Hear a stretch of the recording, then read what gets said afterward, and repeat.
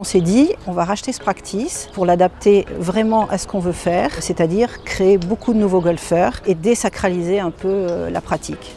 Et ça a fonctionné.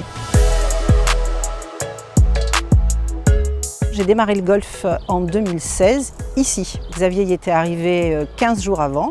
Il a été mon prof. On a beaucoup parlé de ce sport qui souffre d'a priori pour les vieux, pour les riches, ceux qui ont du temps, etc.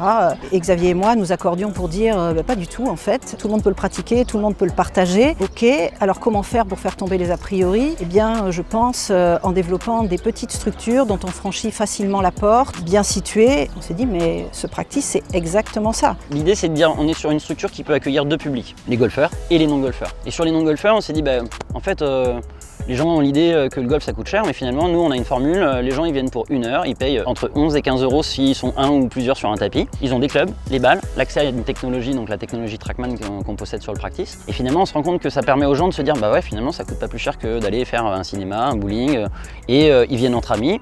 Ils rigolent, ils font des jeux sur Trackman. Le challenge était un peu de réussir à mixer les deux publics parce qu'on a le golfeur qui va lui venir au practice pour être sérieux pour son entraînement, pas avoir de bruit, être au calme. Mais ça fonctionne, on arrive à avoir une clientèle de golfeurs qui va venir s'entraîner pour utiliser le Trackman parce qu'ils sont membres dans un club mais la semaine ils travaillent à côté, donc du coup ils viennent s'entraîner en semaine et le week-end ils vont profiter sur le parcours. Et ce public loisir qui vient découvrir, qui se mettra peut-être jamais au golf mais qui dit à ses amis bah ouais moi j'ai été faire du golf et en fait finalement pour un coup tout à fait abordable. Quand on a racheté, on s'est dit on va développer l'esprit club. On a créé 2 niveaux de cours collectifs, on a développé les cours individuels, l'école de golf bien sûr, et puis surtout il fallait absolument développer la notoriété du practice. Ce practice était inconnu. Et après l'idée de communiquer sur notre structure et sur les avantages de notre structure, parce que sur Bordeaux vous avez des practices en eau, nous on a un practice sur herbe, la qualité de nos balles, la qualité de nos tapis et l'aspect on va dire convivial de la structure qui fait qu'on peut venir s'entraîner.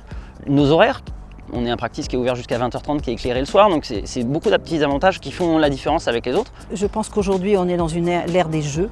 Tout le monde veut jouer, tout le monde veut s'amuser. Et si on veut associer le golf à le loisir, il faut vraiment que les gens passent un bon moment, s'amusent. Il faut enlever la barrière du c'est un sport technique. On peut s'amuser à faire voler la balle sans devenir un grand golfeur. Et du coup, en le présentant sous la forme ludique, je pense qu'on peut attirer des gens. Si on se retourne et qu'on voit les gens jouer, il y a de tout niveau ce soir. Et en fait, les gens sont en train de s'amuser entre eux pour faire des jeux, des parcours.